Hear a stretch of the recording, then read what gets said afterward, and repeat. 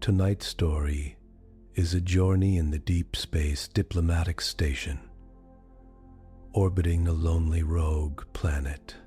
Ambassador Rachel Monroe meets the first alien envoy, Thran, who shocks humanity by saying they've already read our entire history, including our future. Catherine's civilization experiences time backward.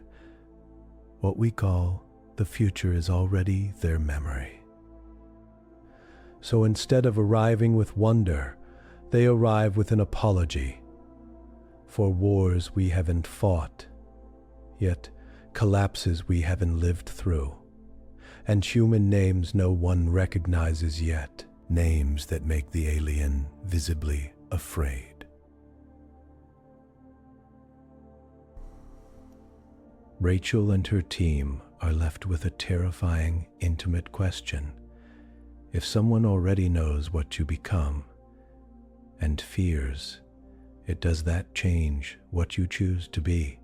As the station hangs in endless night, the talks turn into a quiet battle between fate and free will, with Catherine refusing to intervene, while still carefully steering away from certain topics, as if even speaking could bend history. The rogue planet moved through space like a dark frozen stone. No sun warmed its surface. Starlight was thin and far away. Around it, in a careful orbit, the human diplomatic platform glowed. Softly, a ring of light in endless night. Inside the station, the air was calm and still. Fans hummed, soft lights traced long lines along the walls. In the viewing gallery, Ambassador Rachel Monroe sat alone, watching the black outside. Her breath left a faint fog on the clear pane before her, and she wiped it away with the back of her hand. Beyond the glass, something new had arrived. It was a vessel, smooth and dark, like a drop of oil hanging in space. No bright engines, no heat flare. It had just appeared near the station, close enough to see, too close to ignore. The first alien envoy had docked. Cameras floated on small, silent drones, circling the main meeting chamber, every angle, every move. The room was round with a wide table in the center, and seats set back from it, bolted into the floor. Rachel stood at the entrance, hands steady at her sides. Her heart beat slowly, like soft knocks on a distant door. She had spent a lifetime preparing for this, yet this moment felt like stepping into a story no human had written. The inner airlock door opened with a gentle sigh. The being that entered did not walk at first.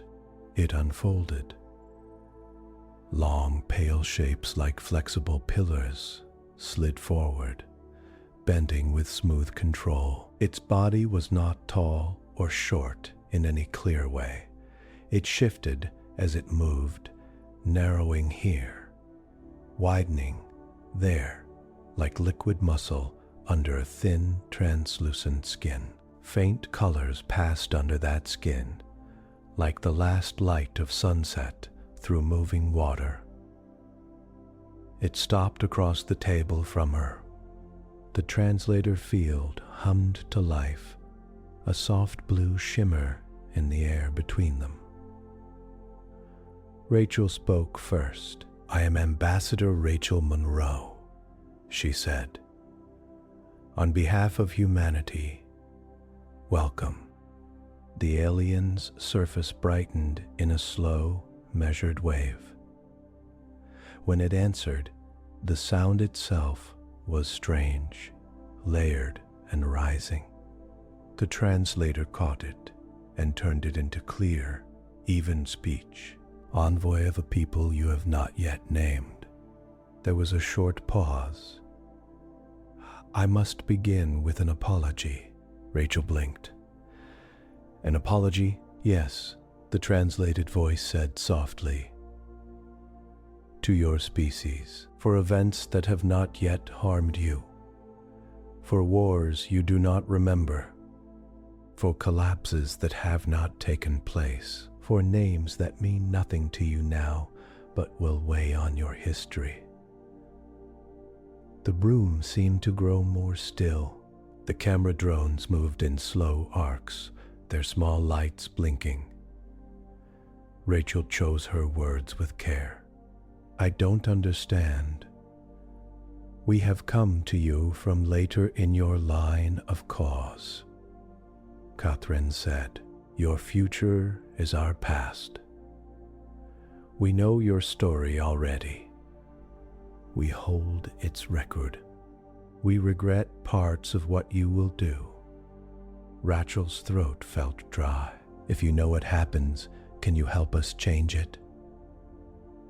Colors under Catherine's skin dimmed. No, it said. We will not change it. We are here to observe. To complete what, for us, has already been. Your path has been walked. It only waits for your steps. The lights of the station glow gently around them. The rogue planet turned in the dark. Rachel stood very still, feeling the weight of a strange new thought settle over her. If someone has already read your story and fears what you will do, can you still write a different ending? The deep space diplomatic platform had been built for silence. Far from any sun, it circled the lonely rogue planet in a slow, perfect path. From the outside, the station looked like a wide ring, joined to a cluster of central modules, with long antennae and docking arms stretching out like careful fingers. Panels of soft white light traced its edges, a single bright shape moving through the dark between the stars.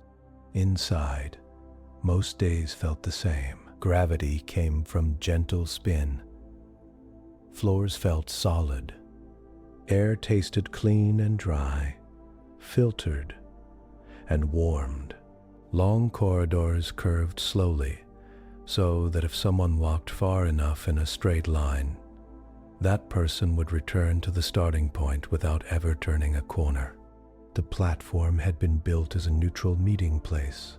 No nation's flag flew here, only the simple mark of the Planetary Council.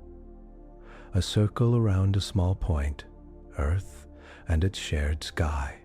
There were living quarters, labs, a garden ring with rows of slow-growing plants, and a central spoke that held the main diplomatic chambers. On quiet duty cycles, lights dimmed to match Earth's day and night, even though no sun rose outside. People moved through their routines in soft clothing and soft shoes. They spoke in low voices. Nothing rushed. It was meant for listening. Ambassador Rachel Monroe had been told that this was a low-risk assignment. The phrase had made her smile at the time. You will not be at the front, the council director had said, folding her hands on the table between. You will be at the calm edge. The listening posts are about patience, not crisis. Rachel had nodded. It had still felt like the most important work she could ever do. She was 44, with dark brown hair, cut just below her jaw, a face that showed lines from both laughter and long study, and eyes that seemed to rest in every detail. Years as a psychologist had trained her to notice small things, a twitch at the corner of a mouth, a shift in posture, a breath held for a second too long. Before space, she had worked on Earth as a counselor in cities rebuilt after floods and heat waves. She had listened as people told stories of fear. loss, and change. She had helped them shape new meanings from broken plans. Later, she had moved into xenology, drawn to questions about minds that might not share human senses or human time. The council had seen something in her calm, in the way she held both care and distance. She had been sent to study possible models of alien thought, to read old science fiction, to run simulations of first meetings with non-human minds. She had worked with AI partners that generated strange but safe alien behavior patterns, and she had learned how to stay grounded while facing the unknown. Why do you want first contact work? An examiner had asked during her last training review. Rachel had taken a slow breath. Because I think we are ready to be seen, she had said. Not as perfect, not as beyond harm, just ready. Ready for someone else to know we tried. You want us to look good? The examiner had pressed, half a smile on their face. I want us to be honest, Rachel had answered. Then, after a pause, and I want to know what another mind sees when it looks at us. Does it see kindness or only damage? That answer had gone into her file. Now, aboard the Rogue Planet platform, those questions felt very close. On the day the alien vessel arrived, Rachel woke to the soft rise of lights in her small cabin. The wall beside her bed glowed pale gold. A line of text hovered in the air. Station Day 1940-710. Locale. She sat up slowly, stretching her arms over her head. Muscles loosened, spine eased. She listened to the quiet hum of systems through the wall. Somewhere nearby, water moved in narrow pipes. In the garden ring, fans shifted air through leaves. Her schedule showed a standard day, check-in with the core AI, review of new sensor data from the outer beacons, counseling session with a young engineer who missed Earth's gravity. Nothing unusual, no hint that history might change in a few hours. She dressed in the soft gray-blue suit of the diplomatic corps, sealed the collar with a touch, and stepped into the corridor. A maintenance bot rolled past, tiny lights blinking, its rounded body polished from 100 small impacts with knees and hands. Good morning, Ambassador Monroe. The station AI said, its voice gentle and androgynous coming from the nearest wall speaker. Status, all systems nominal. The AI said. Rogue planet surface temperature stable. External radiation within expected range. No new objects of interest in proximity. Thank you, Rachel said. Please flag any deviation from baseline, even minor, of course. She walked to the central spoke, moving with easy steps in the gentle spin gravity.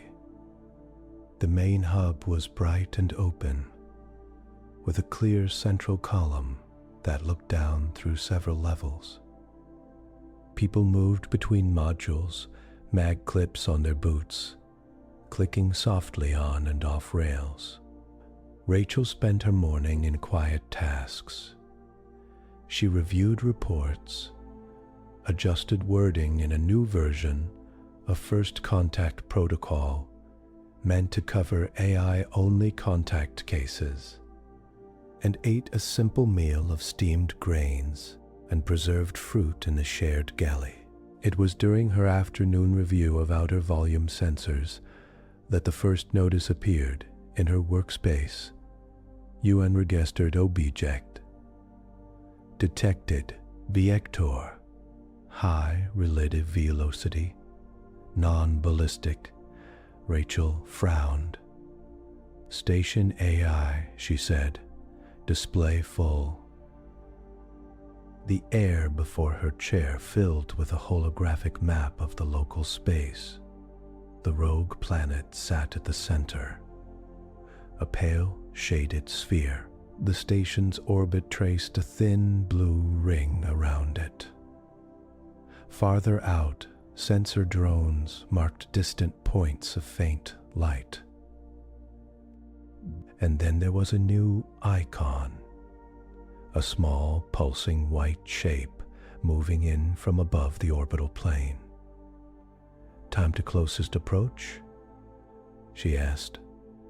6 hours at current relative velocity, the AI replied. Object decelerating at a rate that does not fit natural bodies. Estimate artificial origin greater than 90 times time %. Any broadcast. Rachel's heart rate ticked up. No emissions in radio, laser, or tight beam microwave ranges. No known transponder code. Any sign it's scanning us. No active ping detected. Rachel watched the shifting path line. Alert the council, she said. By the time the first reply came from Earth, a mix of caution and excitement, the object had already begun to match the station's speed. Its path curved in a smooth arc, no wasted motion, no sign of chemical burn or fusion flare. Still no drive plume. Rachel asked. None, the AI said. Gravitational disturbance suggests a drive system outside our current models. Rachel moved to the viewing gallery. From there, through the thick, clear pane, she watched the new vessel grow from a point to a shape. It was all black, but not dead black. It caught just enough star glow to show its curves. No sharp edges, no visible ports. Its surface seemed to absorb light and then give back only a faint, soft shine. Station crew gathered quietly at the windows. No one spoke above a murmur. No one laughed. Rachel's comm pinged. Ambassador Monroe. Came the calm voice of the council's contact director. You are to assume lead for first contact protocol. Station AI retains authority over safety systems. All weapon systems stay cold. Unless directly threatened. Open a communication channel as soon as risk is judged acceptable. Are you prepared? Yes, Rachel said. Her mouth was dry, but the word came clear. Remember. The director said, your first duty is safety. Your second is dignity. You speak for all of us, but you also protect all of us. We trust your judgment. The call ended. Rachel stood watching the black vessel as it came to a slow stop relative to the station, hanging just outside the ring of external lights. AI, she said quietly. Status. Object has entered holding position. The AI replied. Distance 12 kilometers. No active emissions. No sign of weapon ports. Structural scan. Unclear. Surface rescattering scans. Can they hear us? Rachel asked. Unknown. She took a slow breath. Broadcast standard, first contact greeting. Wide beam, multiple languages.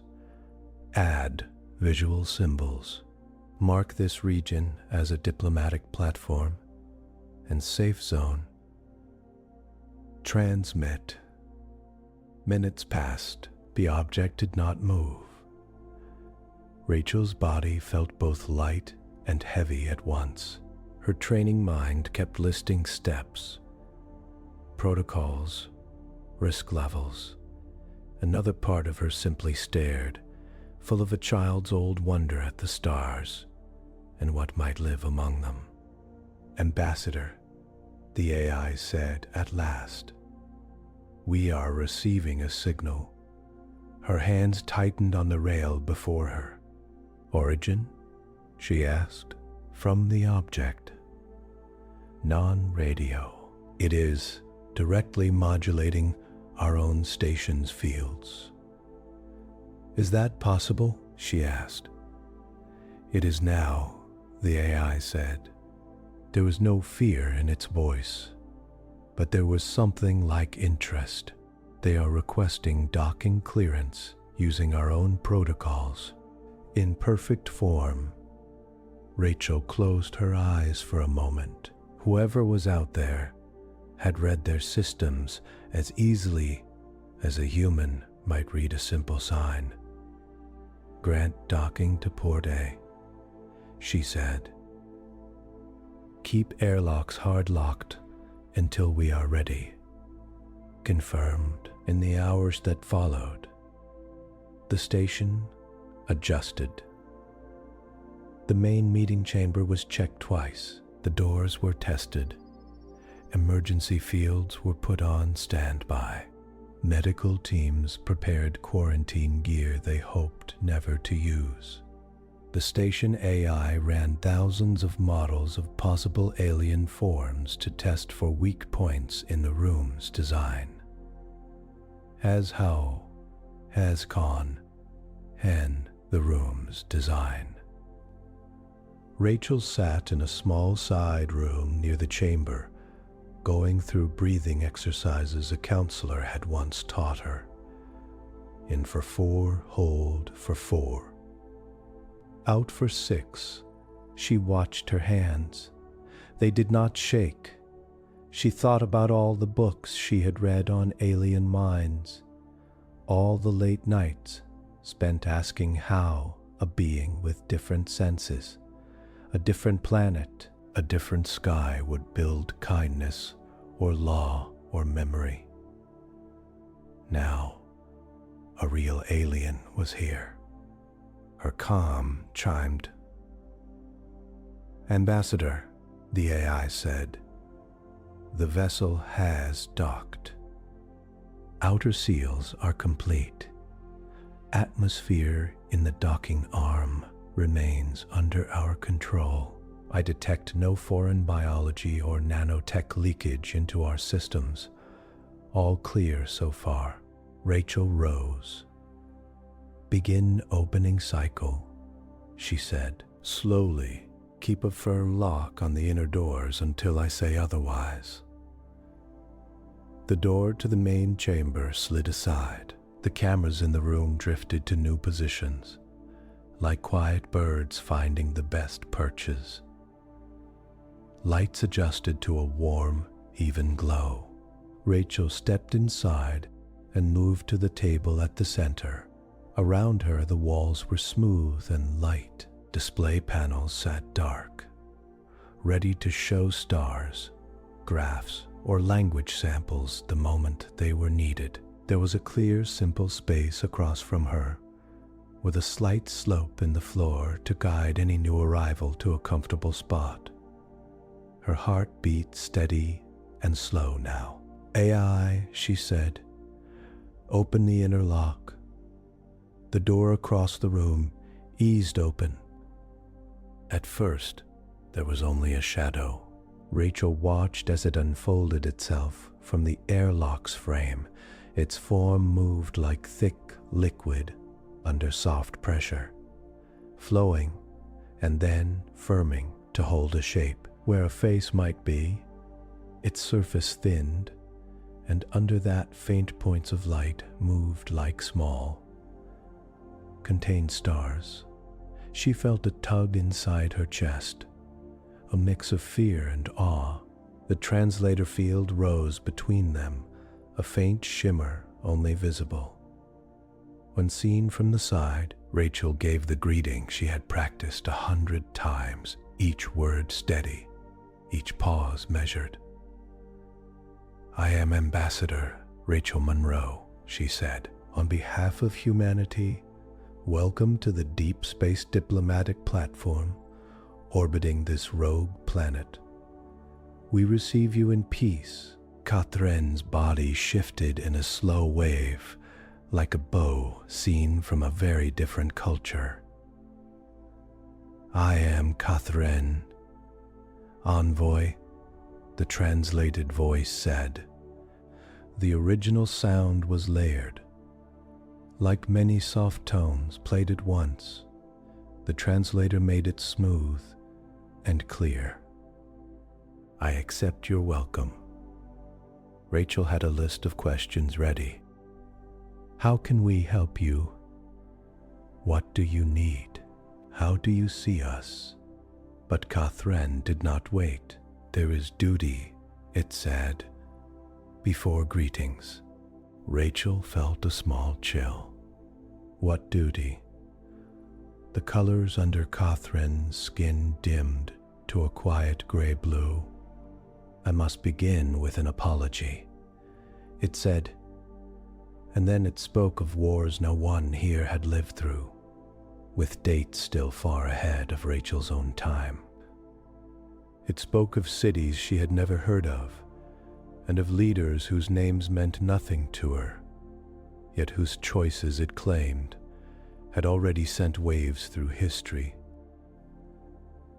"I come from a people for whom your future lies behind," Catherine said. "We move from your aftermath toward your causes. We have read your history. All of it. We regret some of what you will do." The words did not fit any human picture of time. Rachel's mind tried to place them and failed. "You mean," she said slowly, "you know what is going to happen to us?" "Yes." "And you are—" "Sorry, for things we have not done." "Yes." "Can you tell us how to avoid those things?" Her voice stayed calm, but inside, a weight pressed against her ribs. Catherine's body tightened. Lines drawing in. "We will not," it said. "We are under oath. We do not change what has been recorded. We are here to complete our role in what, for us, has already finished." The room seemed to shrink around them. Rachel looked at this being that said it had already seen everything humans would ever do. Every war, every kindness, every quiet night like this one. "Then why come at all?" she asked softly. Catherine's inner lights flickered in a slow pattern as if thinking. "Because in our record it said, 'This meeting is here.' You spoke to us," we answered. "For us, that is past. For you, it is now." Rachel let her hands rest flat on the table, feeling the smooth surface under her skin, the firm, real present of it. If their whole story was already written in someone else's library, what did today mean? What did any choice mean? Outside, the rogue planet turned in the dark. Inside, under gentle lights, the first alien envoy waited, full of knowledge Rachel could not yet even name. And she, a single human, stood at the point where two very different kinds of time had just touched. For the next 3 station days, Rachel barely slept. The first meeting with Catherine had been careful, almost short. Security protocols had called for limited exposure, while medical and AI teams studied every scrap of data. No clear threat had appeared. No unknown microbes, no hidden devices.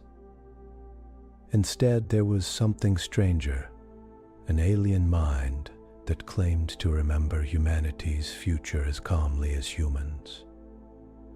Remembered last year's news. The second meeting took place in the same round chamber. Cameras floated in patient arcs. The rogue planet turned outside. Inside, the air smelled faintly of metal and warm plastic. Rachel sat with a small slate in front of her. It held a list of questions, approved by the council and reviewed by the station. AI. Each question tried to balance curiosity and safety. Catherine settled across from her, its surface forming gentle curves that seemed more relaxed than before. Under its skin, slow waves of color came and went, like light moving under shallow water. "Thank you for meeting again," Rachel said. "This meeting is remembered," Catherine answered through the translator. "It is consistent with record." "That is comforting." "How is it comforting?" Rachel asked. "Because events have not shifted," Catherine replied. "Your presence, your words, they fit what we know. Causality holds steady." Rachel tapped a note onto her slate. Then she leaned forward slightly. "I'd like to understand," she said, "how your people see time. You said you move from our future toward our present. For us, that is the wrong way. How does it feel to you?" Catherine was very still for a moment. A few faint lights moved under its surface. "You experience time as a line," it said. "Your words, past, present, future. You feel that you walk forward. Your past lies behind. Your future lies ahead, unseen." "Yes," Rachel said, "that's right. For my people," Catherine continued, "what you call future lies behind us. It has already happened, and it shapes us. It is fixed. We move away from it. What you call past lies ahead. It is not yet reached. For us, it is open, without clear form." Rachel's mind pushed against the idea. "So when you were younger," she said slowly, "you remembered more of our future?" "Yes," Catherine said. "You might say that when we are new, we are heavy with record. Our awareness is full of outcomes. Our awareness is full of outcomes. Every great event that touches our kind, every key meeting, every ending. With time, we move into what you call your present and your past. 'Cause rises up to meet us. We shed pieces of record as we go, because they turn into direct experience." Rachel thought of a river that humans usually imagined as flowing from past to future.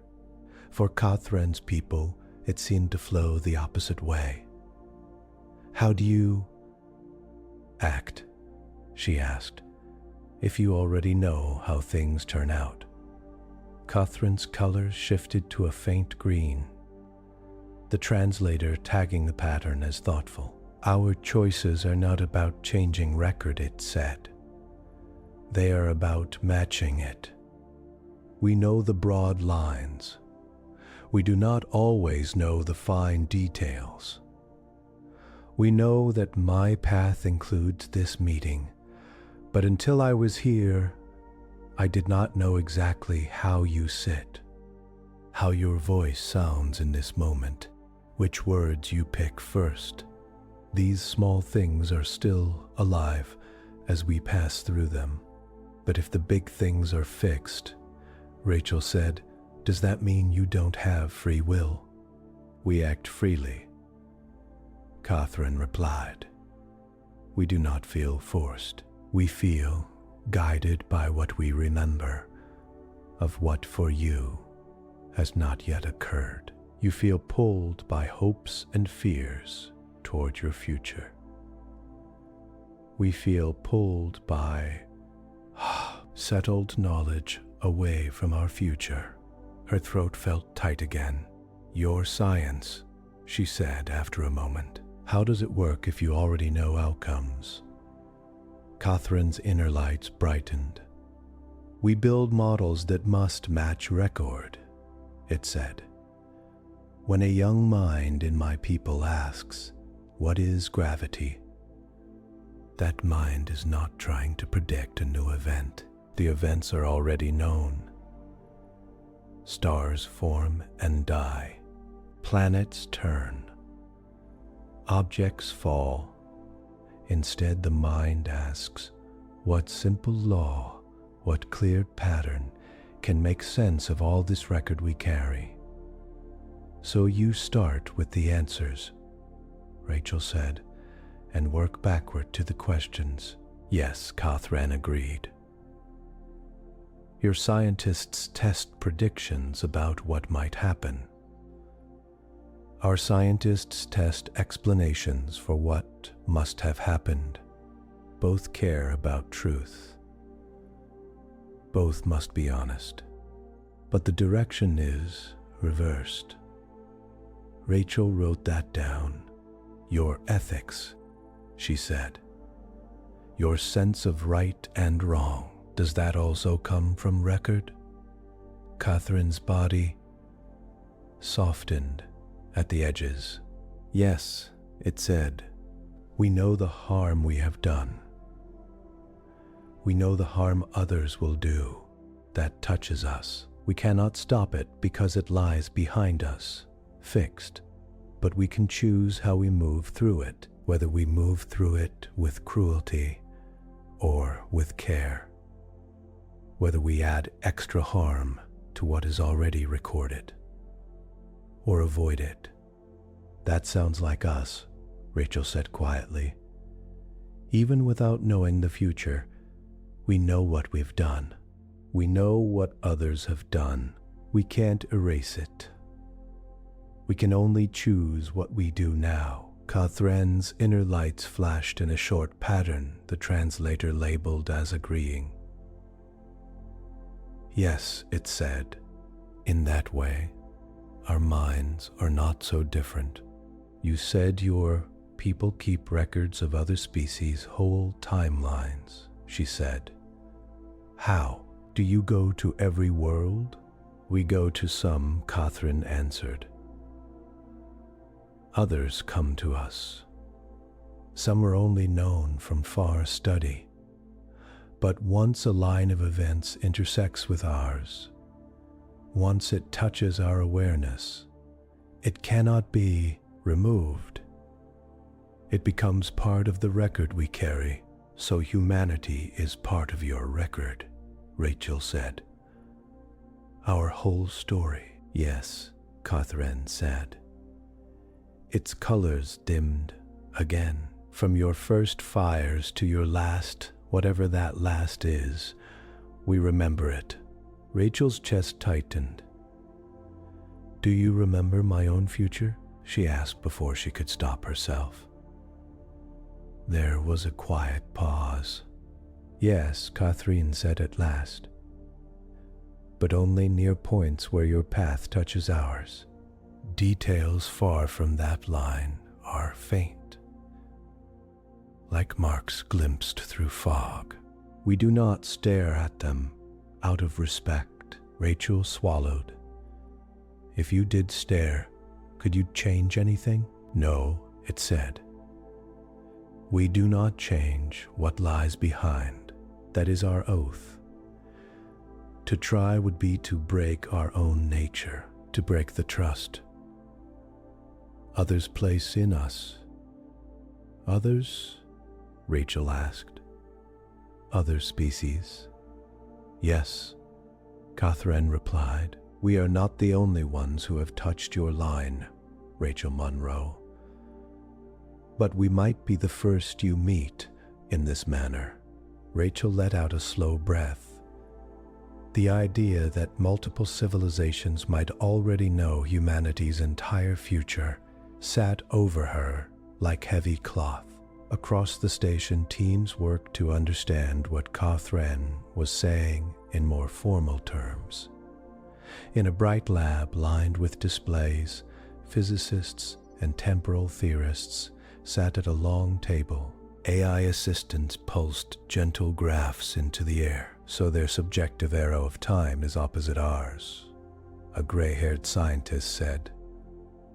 Drumming fingers lightly on the table, they experience what we call future as memory, and what we call past as possibility. Yet the physical laws must still be symmetric, the station AI replied, projecting a set of equations. Their particles move forward in our timeline the same as ours do. It is their awareness that is reversed, not the motion of matter. Another scientist, a younger woman with tight curls, asked, "If they remember our future, can we use that to confirm or disprove our theories about time, about quantum events, about branching timelines?"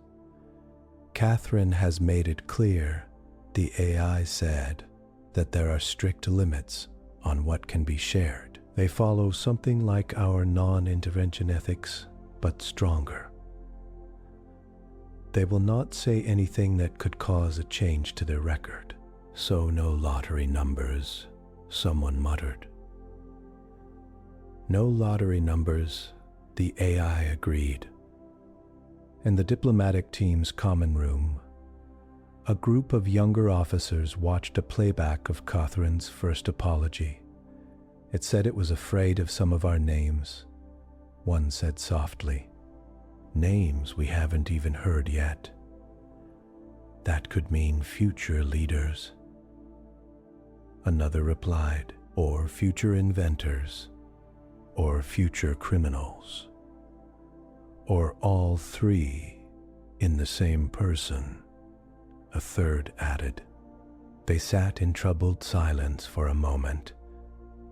Back in the meeting chamber, Rachel focused on the details. "Your archives," she said to Catherine. "You said you store complete timelines." How Catherine's body shifted in a slight tilt, as if in quiet pride. "Our minds are shaped for this," it said. "From the moment we are born, we are part of a network. You might call it a shared temporal archive. Each mind holds pieces of record.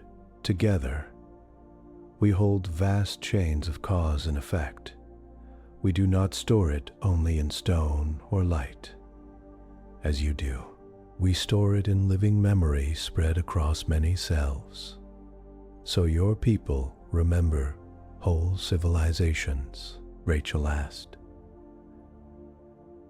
"Yes," it said. "We can trace a line from the first cell to the last spoken word of many." It paused. "Yours is not the longest, but it is dense. Many sharp turns, many near ends and new beginnings." "Do you judge us?" Rachel asked, the old worry rising again. "You said you feared parts of what we will do." "Fear is not the same as judgment," Catherine replied. "We fear harm because we feel its trace in ourselves. We know what war does, even if we cannot stop it.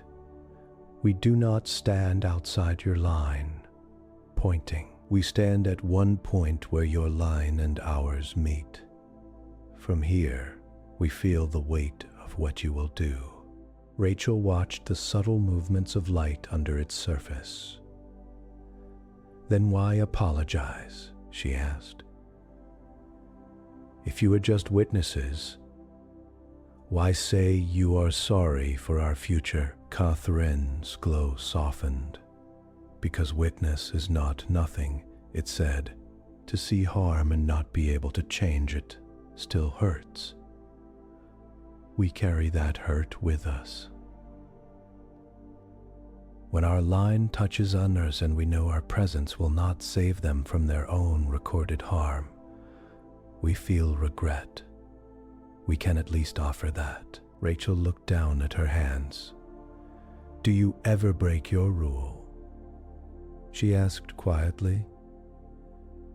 Have you ever tried to warn a species? Catherine was very still. Even its colors seemed to freeze. In our oldest record, it said at last, there is a story of a time before our oath was whole. A young envoy saw a line full of pain. That envoy spoke in ways not allowed now.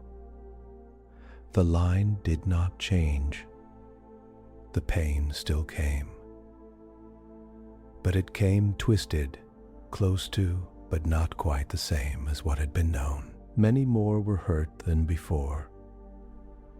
Since then, we do not try to change record. We only move through it with as much care as we can. So you're afraid of making it worse, Rachel said. Yes, Catherine answered. And we respect the shape of time. As you respect the shape of a living body, you do not cut at it without deep reason. A soft tone sounded from Rachel's slate. A message from the council had arrived. A reminder to test the limits. She looked up. We need to understand what you can and cannot tell us, she said, for our own safety, for yours. May I ask direct questions? You may refuse to answer any of them. That is acceptable, Catherine said. Do humans survive as a species for at least another 200 years? She asked. Yes, Catherine said without pause. Your kind is still present then. A small wave of relief went through Rachel's chest. Do we leave our star system? She asked. Yes, Catherine said. You stand where I stand now. And beyond, have we met your people before? She asked. In your future? Catherine's lights flickered. Yes. There are later meetings with more structure, more understanding. Can you tell me if there is a major war on Earth in the next 50 years? Rachel asked. Catherine's colors flared in a sudden, sharp pattern. The translator flagged it as stress. I cannot, it said. That question touches record in ways I am not allowed to share. Rachel watched it carefully. You reacted differently to that than to the other questions, she said softly. Yes, Catherine confirmed. Some parts of your record are sensitive. They are tied to many lines. Some parts of your record to many lines. Naming them too early can twist too much. Too early for who? Rachel asked. You. For many, Catherine said. Rachel let the war question go for now. During our first meeting, she said, you mentioned names you feared. Humans we have never heard of. Why do those names trouble you? Catherine seemed to draw in on itself. They are nodal, it said after a moment. Points where many lines cross, where small choices shape wide harm or wide care. Their actions carry far. I have met them for me in my past. I cannot speak of them to you. Are they monsters? Rachel asked. The word felt heavy in her mouth. They are complex, Catherine said. As you are. They cause harm. They also sometimes carry hope. It is not simple. That is why your line is dense. Rachel leaned back. Her mind felt stretched, as if she had been holding a heavy weight far from her body. "I need to know where your limits are," she said. "What are you allowed to tell us in simple terms?" In simple terms, Catherine's light settled. "I may speak about the shape of your line," it said, "that it continues, that it touches others, that it bends in certain ways. I may speak of general patterns, that you rise and fall, that you learn and forget, that you harm and heal. I may not name specific future events, places, or people, if doing so would change your choices toward or away from them. So if I ask about a future law or treaty that might prevent harm," Rachel said, "you cannot tell me enough to help us create it?" "Correct," Catherine said, "but you can tell me that we do have future laws and treaties," she said. "Yes," it said, "you do." "Many," Rachel exhaled slowly. The human researchers who watched the live feed from the next room took notes so we can get reassurance, a legal scholar said. "But not a user's guide.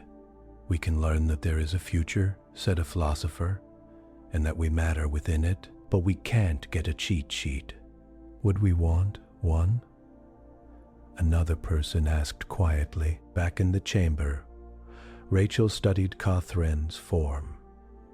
It looked so very present, yet it carried the weight of things that had not yet happened from her view. "I want to ask a different kind of question," she said. "One that is not about fact, but about feeling." "That might be easier," Catherine replied. "When you look at humanity's record," Rachel said, "do you feel hope or fear?" Catherine's colors danced through several shades before settling. "Both," it said. "At first, much fear. Your early future is full of sharp edges. You stand often near your own end. You hurt each other. You hurt your world. There is noise." Rachel's breath caught, but later, Catherine continued. "There is depth, connection. You learn to see yourselves from outside. As you see me now, you begin to act as if you are already being watched by minds not your own, and you take that into your ethics. This is hopeful." Rachel felt her eyes sting, though she did not quite know why. "What do you mean, as if already being watched?" she asked. "You begin to live as if your actions are part of a wider record," Catherine said. "Not in fear of punishment, in awareness. You ask yourselves, if another mind saw our full line, what would they feel?" Rachel almost laughed, a short, breathless sound. "We're already asking that," she said. "Yes," Catherine agreed. "That is why I am here." In that quiet moment, in the gentle light of the meeting chamber, Rachel felt something shift inside her. The fact that humanity's future might already be written in another species' memory did not make the present feel less real. It made it feel more present, more sharp, as if every small act, every word, every breath was part of a story that would be held in minds far beyond Earth. Outside, the rogue planet drifted through empty space, its frozen surface unaware of the conversation above. Inside, a human and an alien sat together, trying to align two different ways of being in time.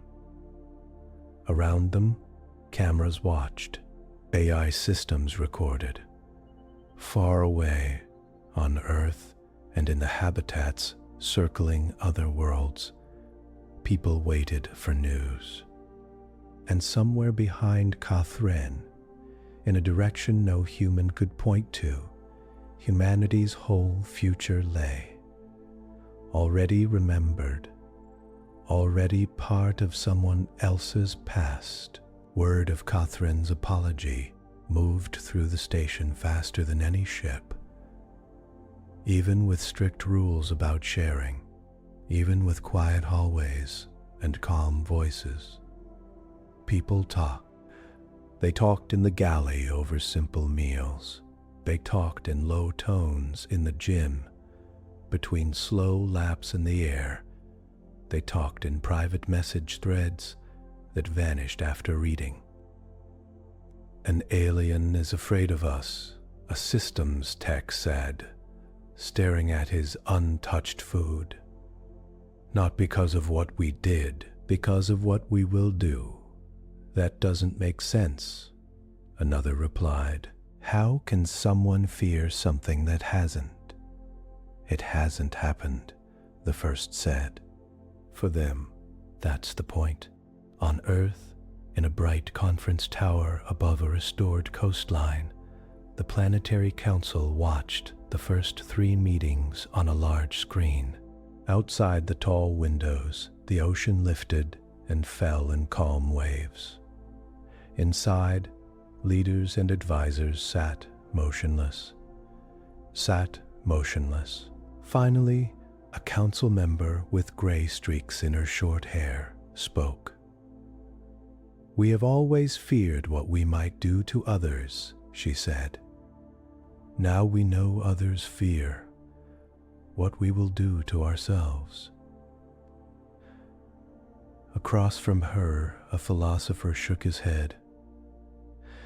An olive and gozen go daughters stood. So that, do we know that? He asked. Catherine never said they fear us more than any other species. Maybe this is just what they feel everywhere they go. Does that make it better? She asked. He did not answer. On the rogue planet platform, Rachel sat in her small cabin, knees drawn up, back against the wall. The lights were dim. She had turned down the system's soft morning glow and set the room to a cooler, darker tone. The mattress under her felt firm and familiar. The small shelf above her bed held 3 items she had brought from Earth. A worn photo of her family on a hillside, laughing, a tiny smooth stone from a river near her childhood home, and a thin paper book of poems, edges curled from many readings. Her slate lay beside her, full of messages. Some were official, updates from the council, plans for future meetings, lists of approved topics, and banned questions. Some were from friends on Earth, allowed to send short personal notes. Are you okay? One of them read, This must be heavy. Remember to eat, said another. History or not, your body still needs food. Rachel smiled faintly at that, then let her head rest against the wall. Station AI, she said quietly. Yes, Rachel, the soft voice answered. Status of crew mood, she asked. General feeling. Analysis from conversations and private logs shows raised anxiety by 30% compared to last month, the AI replied. Common words include fate, choice, useless, and already. Sleep time is down, exercise time is up. Exercise up, sleep down, Rachel said. Classic human stress pattern. Yes, the AI agreed. Any signs of panic, she asked. No, the AI said. Some anger, some denial, some increased jokes about time. Police, but no panic. Rachel let out a slow breath. "Thank you," she said. "Patch me into the ethics forum." A soft tone. Then voices came through her wall speaker. A live discussion channel used by station staff when big questions pressed on them. If the future is already known, a young biologist was saying, what does that do to moral responsibility? If Catherine has read humanity's whole story, including our worst acts, are we still to blame for them? Another voice cut in. Of course we are. We don't remember doing them yet. We will still choose to do them. Just because someone else has read the last page doesn't mean we didn't write it. But if the last page can't change, the biologist argued, how can our choices be free? Freedom isn't about surprise. A third voice said, it's about acting from who you are. We don't know the future. Our experience of choice is still real. Even if someone else has seen the movie before, we're still living it for the first time. Rachel listened, chin on her knees. Another speaker joined in, voice calm and older. Rachel recognized Dr. Menon, the station's senior ethics officer. We also have to ask, he said, whether it is moral to ask Catherine for more details.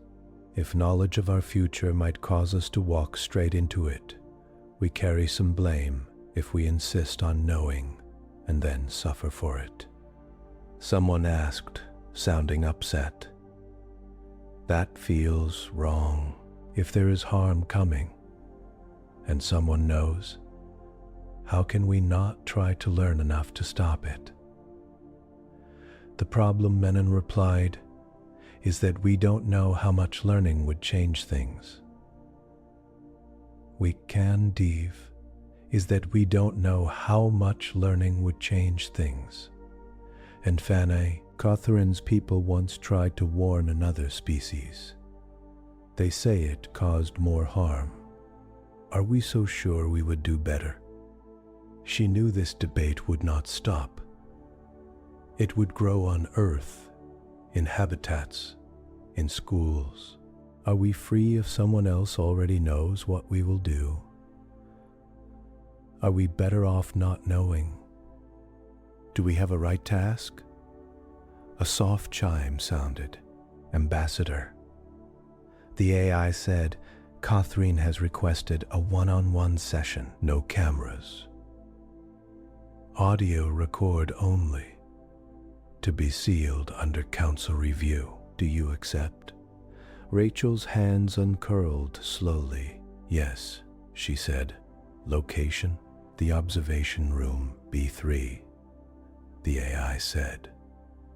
It has direct view of the rogue planet. I can maintain security fields without visible devices. Schedule it for 30 minutes from now, Rachel said. Give me 5 minutes warning. Understood. She swung her legs off the bed and stood. Her body felt heavy, as if the station's gentle gravity had thickened. She moved through simple motions, washing her face, tying her hair, back, sealing her collar. In the corridor, she passed a pair of engineers. They both straightened. Ambassador, one said. Morning, she replied. How are you both holding up? The taller engineer gave a short laugh. I keep thinking about every choice I've ever made, he said, and every choice I haven't made yet. It's like they're all under a spotlight now. That sounds tiring, Rachel said. He nodded. It is, but it also kind of makes each choice feel important. Like whether I help a coworker lift a crate, or answer a message from my sister. Rachel gave him a small, warm look. Maybe that's not the worst effect, she said. As she walked away, She heard the other engineer say softly, "If aliens are scared of us, maybe we should be scared enough of ourselves to be careful. Maybe we should be scared enough of ourselves to be careful." Observation room B3 was high in the ring, with a wide window looking down at the rogue planet below. The planet's surface was a dark, mottled gray, lit only by faint starlight and the soft glow of the station's external beams. The room itself was simple. A curved bench, a small table, 2 floating cushions fixed in place by thin rods. Catherine was already there. It stood near the window, body slightly flattened in a way Rachel now read as at rest. Under its skin, slow lines of light drifted, like someone tracing paths on a fogged pane. Rachel entered and let the door seal behind her. "No cameras," she said. "Only audio record. Encrypted." "Confirmed," the AI replied. Catherine turned, its surface shifting gently. "Thank you for this smaller space," it said. "Thank you for asking," Rachel replied. She moved to the bench and sat. "Why here?" Catherine looked back at the planet. "It is quiet," it said. "The dead world below helps me feel the scale. Your kind calls this a rogue planet, drifting, alone. Yet even it is part of many lines. It has passed near stars, altered paths. It is not as alone as it seems." Rachel followed its gaze. "Neither are we," she said softly. Apparently, they sat without speaking for a short time. Rachel could hear her own breath, faint hum of the air system, the distant thrum of station spin. "Catherine," she said at last, "how are you as person?" Catherine's colors brightened, then softened. "I am under strain," it said. "Remembering so much and not speaking of it is tiring. Being near a line that is young, from my view, is also sharp. There is much motion still ahead for you. Much risk." "You're worried about us?" Rachel said. "Yes," Catherine answered simply. "Does our fear of your knowledge add to your strain? The way people look at you now, we know you fear parts of our future. That knowledge is heavy for us. Does our reaction make it harder for you?" "Yes," Catherine said again. "But that is expected. When a mind learns it is feared, pain rises. Confusion, anger, blame. Sometimes we have seen this before." "And what happens after?" Rachel asked. "Sometimes trust grows," Catherine said. "Sometimes it does not. Sometimes it does not. Sometimes lines move apart and do not touch again." Rachel folded her hands in her lap. "Do you fear us?" she asked directly. "Us as a species. I fear what you are capable of," it said. "But I also fear what you are capable of not doing." Rachel frowned. "What does that mean?" "You have many chances," Catherine said. "Points where you can choose care instead of harm, where you can choose to listen instead of shout, where you can choose to repair instead of abandon. Sometimes you take those chances. Sometimes you do not. The fear comes from not knowing in this present. which way your path will tilt at each point. But you do know, Rachel said. You said you remember our whole line. I know the outcomes, Catherine agreed, not the feeling of your choice at each moment. That is why I am here, to feel it, to stand near it, to see if, knowing that we have read your story, you change how you live it. Rachel felt something tighten in her chest. So this is a test, she said. You're watching to see if finding out that we're feared makes us better or worse. Catherine's inner lights moved in a slow, calming pattern. Not a test with pass or fail, it said. An observation. Your reaction changes our understanding of our own ethics.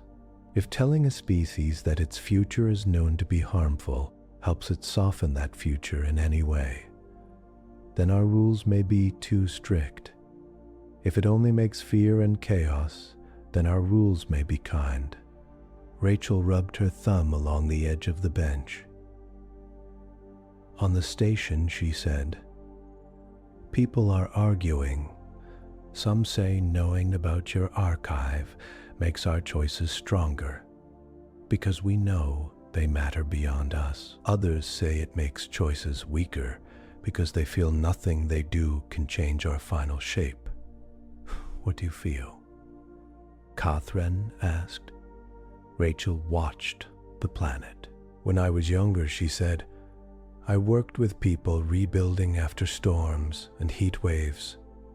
Many of them carried a heavy belief that things were always going to end up this way. They said their city was doomed from the start.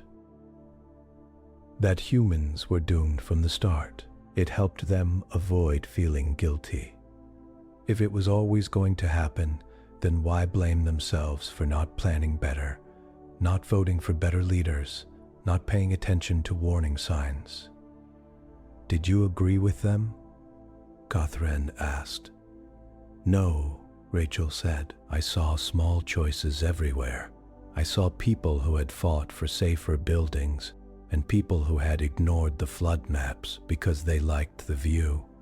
I saw leaders who closed shelters too early and neighbors who opened their homes when the shelters failed. To me, nothing about their pain felt inevitable. It felt like a chain of choices, some kind, some lazy, some greedy, some blind. She paused. So when you tell me our future is already recorded, a voice in my head wants to use that as an excuse, she admitted. To say, well, if it's already written, I might as well rest. But another voice says, no, you don't know which small acts soften the path to that recorded future. You don't know where, even inside a fixed story, you can make someone's day less hard. Catherine's colors warmed. Yes, it said, this is close to how we live. We do not act to change record. We act to soften experience along it, to carry each other with more care, even if we all walk the same ending.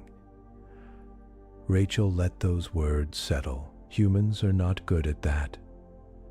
She said, we want big changes. We want to erase bad outcomes, not just add kindness around them. We want to believe we can stop every war before it starts, cure every disease, and every form of pain. If we can't, we feel like we failed. Is that wrong? Catherine asked. It's heavy, Rachel said. It makes us chase what we can't have and ignore what we can. We pass by chances to help one person because we're too focused on trying to heal the whole world in a single act. She looked back at Catherine. So when you say there are names you fear, she continued, Some people here want to hunt those names before they're born, to design laws, systems, maybe even genes to stop them. Others say that would turn us into something worse, into a species that punishes before crime, that cages possibility. What do you say? Catherine asked. Rachel thought of the people she had counseled, the ones who had done harm, and then tried to rebuild their lives. I say we cannot punish someone for a harm they have not yet chosen, she said. We can build systems that make certain harms harder. We can teach. We can stay watchful. But we cannot cage every child who might in some possible future do something terrible. That would be its own harm. Catherine's lights flickered. This is close to our oath, it said. We do not deny a line its path, even if we know pain waits along it. We can offer presence, we can share patterns, but we do not cut at the core of choice. Rachel gave a small, tired smile. People are asking whether Catherine's people are cowards, she said. Whether you use this oath to avoid responsibility. And what do you tell them? Catherine asked. I'm still thinking, Rachel said honestly. Part of me is angry. Part of me wants to say, how dare you watch us walk into harm and not reach out a hand? Another part of me fears that if you did try to reach out, you'd break more than you fix. That we're not wise enough yet to receive clear warnings without twisting them. Catherine was quiet for several seconds. May I tell you something about my own line? It asked. Yes, Rachel said. In our old record, Catherine said, there was a moment when we were in the role you long for. We met a young species that had not yet burned its first city. We remembered that they would burn many. We were full of pity. We broke our own rules and told them almost everything. We described their worst acts. We named future abusers, future failures. What happened? Rachel asked, even though part of her did not want to know. They tried to prevent what we described. Catherine said. They watched every child whose name we had spoken. They locked some away. They shaped their laws around those names. New harms grew. Different children, never meant to be in record as major actors, were pushed by fear into great violence. Old harms we had known were replaced with stranger harms we had not understood. The total pain was deeper, more twisted. Their trust in us broke. Our trust in ourselves broke. Rachel closed her eyes briefly. So you carry guilt, she said. Yes, Catherine replied. That guilt is part of why we fear you, not just because of your own record, but because of what our presence could do to it. If we speak too much, Rachel opened her eyes again. When you look at me, she asked softly, what do you remember? Not details, just feeling. Catherine's inner lights moved in a pattern the translator labeled hesitant. You are sharp in record, it said. You stand near several nodal points. You listen at key times. You choose words that travel far. In some lines, your influence softens harm. In others, your silence lets harm grow. Rachel swallowed. And which is this? She asked. Right now, am I softening or hardening something by talking to you? Catherine's glow steadied. I do not know, it said. That is why this moment is alive. I remember that we spoke here. I do not fully remember how your inner mind tilted afterward. That part is still ahead of me, even though it lies behind you. Rachel felt a strange kind of relief. There was still real uncertainty somewhere. "Catherine," she said, "on the station, some people are starting to avoid you. They don't want to be near someone who has seen their whole future. Others want to cling to you, to beg you for secret hints. Both reactions worry me." "They are normal," Catherine said. "In many lines we have seen this. Some hide under the blanket of not wanting to know. Some reach with both hands for forbidden knowledge." "How do you respond?" she asked. "I stay where the record says I stood," Catherine answered. "I allow contact at the level that keeps the line closest to known shape. Questions. I refuse specific ones. I endure anger. I endure praise. Both are distortions." Rachel gave a soft huff of breath. "You make it sound so simple," she said. "It is not simple," Catherine replied, "but it is practiced. We have done this for a long time, in many places." Rachel looked back at the rogue planet. "When I was a child," she said, "I used to stand under the night sky and wonder if anyone out there could see Earth. I liked to think that if they could, maybe they would cheer for us. Maybe they would see us trying. I never thought about them fearing us." "What you fear being seen for has changed," Catherine said. "Yes," Rachel replied. "It hurts." Catherine was quiet. "Being known is always a kind of pain," it said at last. "For my people too, when another mind sees us clearly. We cannot hide from our own record, but that pain can be a teacher." Rachel turned to face it fully. "So what do you want us to learn from this?" she asked. "Not what you can't tell us. What you can." Catherine's inner lights swirled slowly. "You are feared in parts of your record," it said, "not only by others, but by yourselves. You are afraid of your own tendency to rush, to burn, to take more than you need, to look away from slow harm. You know this about yourselves already.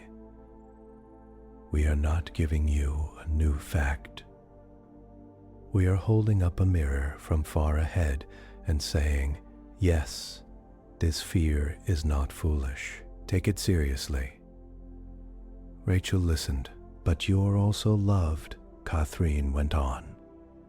"By some you have not yet met. By some you have not yet become. Your line contains great care. You build things that protect the weak. You choose often, not always, but often, to help when you could harm." Rachel felt tears sting at the back of her eyes. "So we are both," she said, "feared and loved." "Yes," Catherine said. "That is why you are worth this strain for us." Silence held for a while. "Will knowing that you fear us change us?" Rachel asked quietly. "Or will we just settle back into our old habits after a while?" "I cannot say," Catherine replied. "In some lines, knowledge of being watched brings better behavior. In others, it brings only better hiding. What you do with this is still for me ahead." Rachel stood slowly. "I have to walk back out there," she said. "Face a crew that knows an alien carries our whole story in its mind and trembles at parts of it. I have to speak to a world that suddenly wonders if everything it hasn't done yet is already in a book somewhere. She looked down at her hands, then back at Kathran. I think, she said slowly, I will tell them this, that being feared does not decide what we are. Being feared shows us a shadow we could cast. We still choose every step that sharpens that shadow or softens it. Catherine's colors warmed again. That is a good message, it said. Do you remember me giving it? Rachel asked. Catherine's lights flickered in a small, almost playful pattern. I remember many words, it said. Their exact path is not clear from here. That, Rachel Monroe, is up to you. Rachel let out a breath she had not known she was holding. Then I'll go find the right ones, she said. As she reached the door, Catherine spoke once more. Rachel, it said. She turned. Yes, thank you, Catherine said, for asking how I am. Few do. Most only ask what I know. Rachel gave a small, real smile. Where I come from, she said, we try to remember that knowledge sits inside a person. Where I come from, if we forget the person, we handle the knowledge badly. She left the observation room and walked back into the station's curved halls. Beyond her, the debates would go on. Some would argue about free will, some would demand secrets, would be on separate discourse. Some would turn away. Some would try to live better simply because they now knew that their lives were part of a story another mind already held. And Rachel, who now knew that humanity was both feared and loved in some distant memory, carried a new, quiet task: to show her people that being seen, even in their possible worst, did not remove their power to choose daily acts of care. In that power, fragile as it felt, she sensed the part of the future that no archive, however complete, could ever fully control: the living experience of choosing, here and now. The station felt different now. Nothing outside had changed. The rogue planet still slid through the dark. The deep space platform still spun in its slow, steady way. Light still rose and fell with station day and night. But inside, people moved with a new kind of care. In the galley, trays clinked a little more gently. In the corridors, voices dropped when someone mentioned Catherine. In the gym, hands hit grips and rails with extra energy, as if bodies needed to prove they still had strength. On screens all across the station, short messages from Earth scrolled in quiet streams. Remember, your choices still matter. Being known equals being controlled. We live our history. From the inside, the council had crafted those lines after long debates. Rachel had watched the meetings from her cabin, eyes burning from lack of sleep, listening as world leaders and scholars argued over what to tell 8 billion people. We can't say nothing has changed, a council member had said. Everything has changed. People now know that their whole future is in someone else's memory. But we also can't say we'll have no power. Another replied, that will break the will to act. We need a middle truth. Rachel had spoken up from the station. Tell them this, she said. From the alien view, the record is fixed. From our view, the path to that record is open, moment by moment. Both are true in their own frames. We still feel each choice as we make it. That feeling is real. Our ethics live in that feeling. Now, as those messages turned into simple slogans and lessons, Rachel prepared for what might be her last formal meeting with Catherine. She stood in front of the small mirror in her cabin. Lines showed at the corners of her eyes, deeper than before. Her hair had a few more silver strands. Her face looked both tired and clear. You look real, she told her own reflection. That will have to be enough. She sealed her collar and left. The main meeting chamber had been changed for this final round of talks. The long central table was gone. In its place were 4 simple seats, set in a loose circle.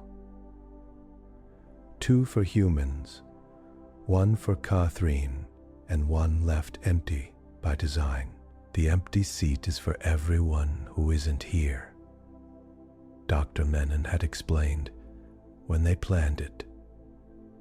For the people on Earth, for future generations, for other species who might hear these words later. It will remind us we speak to more than ourselves. Rachel had liked that.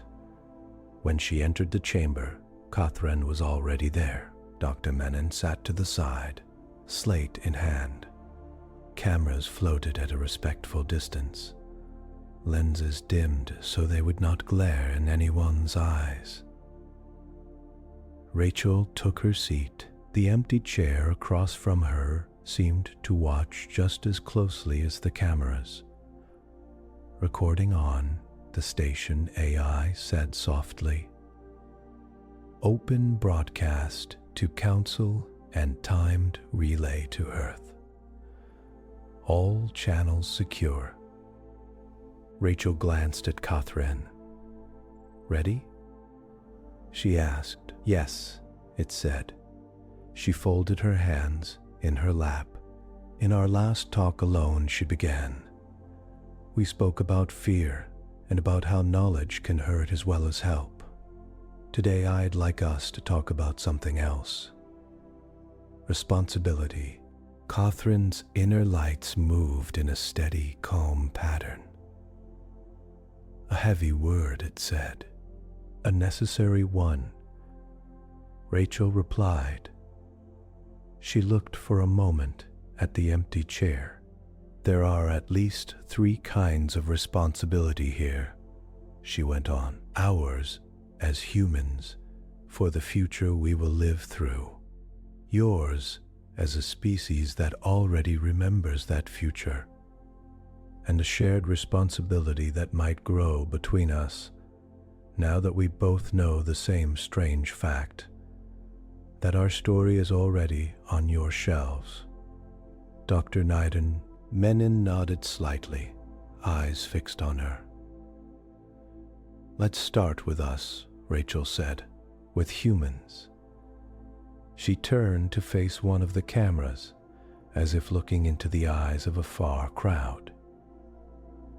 "I know people are asking," she said, "whether, if the future is fixed from Catherine's view, we still have real choice. I've asked that myself. I still do. I don't have a perfect answer. But I have this. When I wake up in the morning, I don't feel my day as a printed page. I feel it as a space full of options. I feel that I can choose to speak kindly or harshly. I feel that I can decide to help or to turn away. That feeling is the ground where our ethics stand." She took a slow breath. "Even if from some far view, the end of our line is set, we still carry the duty to act as if each moment matters. She said, because to us it does. We feel the pain we cause and the joy we give in real time. We can't hide from that by saying, "It was all written." "Do you agree?" she asked. "Yes," it said. From inside the line, choice is lived. That is true for us as well, even with heavy record in mind. Rachel nodded. "Still," she said, "many people think if aliens already fear some of what we will do, maybe there's no point trying to be better. Maybe we are just a dangerous species by nature." She turned her gaze back to Catherine. "What would you say to them?" she asked. Catherine's colors brightened in slow waves. "I would say, you are dangerous," it said. "But not only dangerous. You are also capable of great care. Our fear is not simple. It is mixed with deep respect. Your line contains much harm, yes. It also contains much healing. The fact that we fear some of your paths does not mean those paths are all you are." Rachel let out a breath she had not known she was holding. "Thank you," she said. She shifted in her seat. "Now," she continued, "the second kind of responsibility. Yours, Catherine. Your people hold archives of whole civilizations. You walk into young stories knowing their ends. You choose not to change them based on an oath born from a past failure. To many of us, that feels cold. Like watching a child walk into traffic and refusing to shout a warning because shouting once went wrong. Catherine's lights dimmed. "Yes," it said. "I understand why it feels that way." "Do you ever doubt your oath?" Rachel asked gently. "Do you ever look at a line and think, maybe this time we should try again to change it?" Catherine was quiet for several seconds. "Yes," it said at last. "We doubt. We argue. Among my people there are minds who would break the oath if they could. They see great harm and feel that any chance to lessen it is worth the risk of worse outcomes." "And what stops them?" Rachel asked. "Memory," Catherine said simply. "We cannot forget the line we broke by trying to fix it. We cannot forget the screams in that new record. That knowledge holds us back when emotion would rush us forward." Rachel thought of human history, revolutions meant to free that had led to new chains, cures that had caused unknown side effects.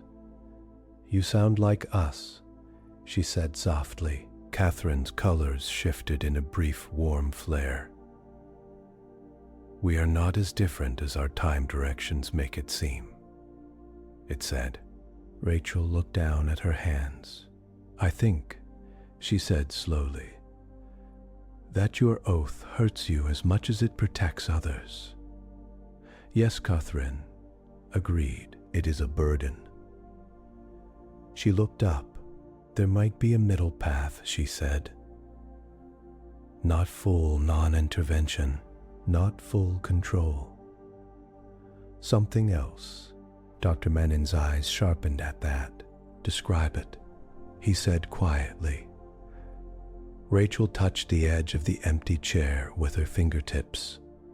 "Maybe," she said, "the question is not, can you change our final record?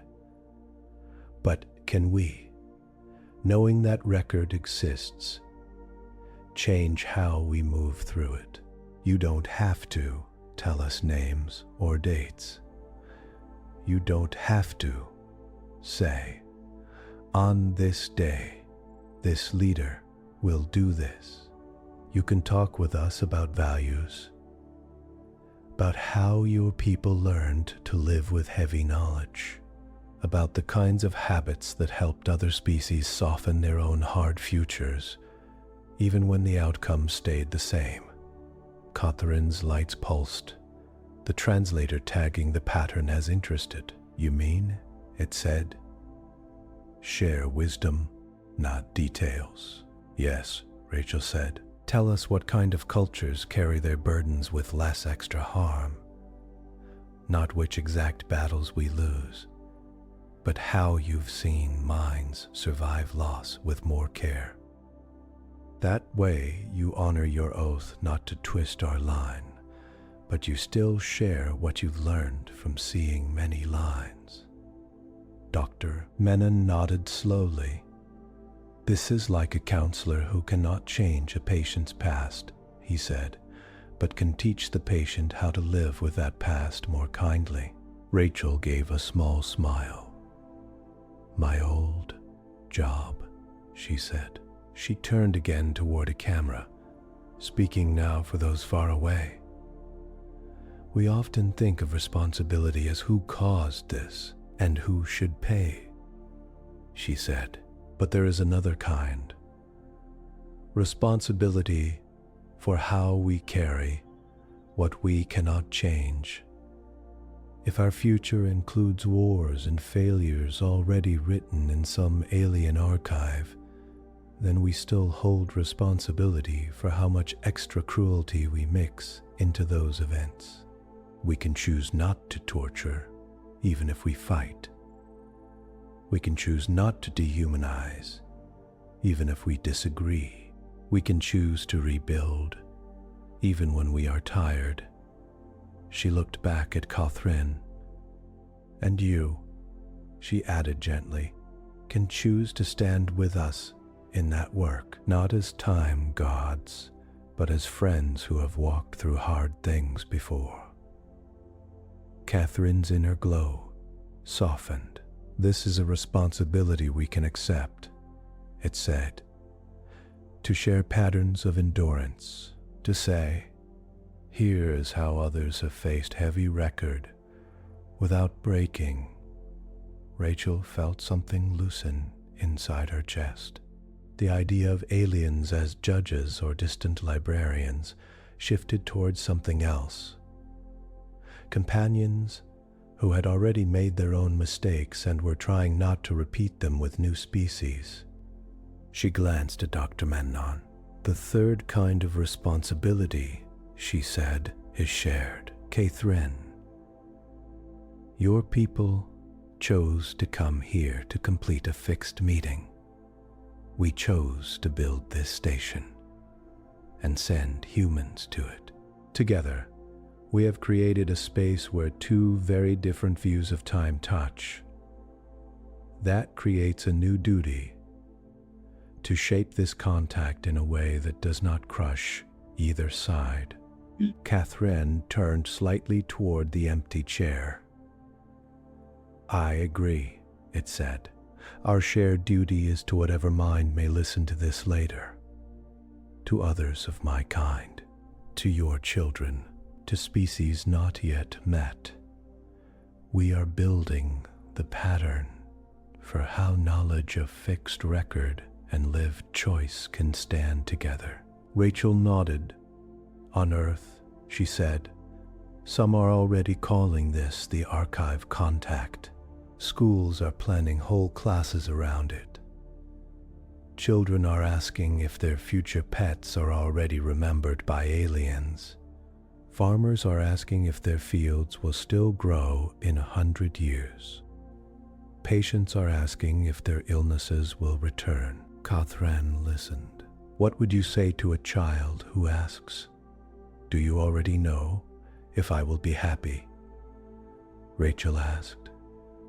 Catherine's lights moved gently.